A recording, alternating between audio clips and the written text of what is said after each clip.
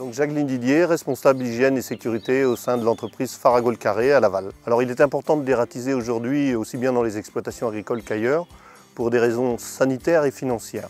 Sanitaires pour commencer parce que ce sont des animaux vecteurs de maladies, style leptospirose ou salmonellose.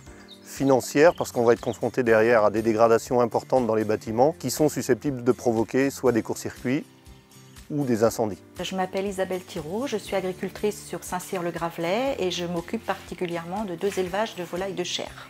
Les rats sont vecteurs de maladies. Sanitairement, dans les élevages, on évite les intrusions, on fait attention à nos entrées, on délimite bien les zones propres, zones sales, donc si on ramène des rats à l'intérieur, ça n'a plus du tout d'intérêt. Les critères de réussite, ça va être déjà avant tout la personne qui va passer, ça va être de connaître les rongeurs, d'apprécier leur nombre, et surtout après derrière aussi, ça va être l'éleveur qui va lui être le premier facteur de réussite. D'avoir des bâtiments qui sont très bien entretenus autour de chez lui. Et là, de ce côté-là, on favorise 75% de la réussite déjà. La méthode d'application va être différente suivant à quoi on va être confronté.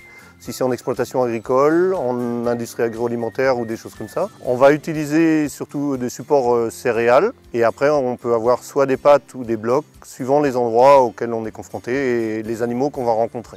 L'intérêt d'avoir un contrat, c'est de pouvoir passer très régulièrement. Les rongeurs ont un mode de reproduction environ tous les 3 mois.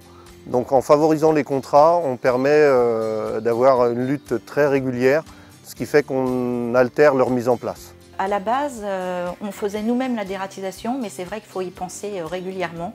Et on a choisi de le déléguer à l'entreprise parce que déjà, ils identifient mieux l'espèce, ils savent mieux la traiter. Ça, Farago nous donne le plan de dératisation, nous donne aussi les fiches techniques de tous les produits qu'ils mettent dans ces boîtes. Ils nous laissent le bon après avec tout ce qui a été fait, suivant la consommation des appâts.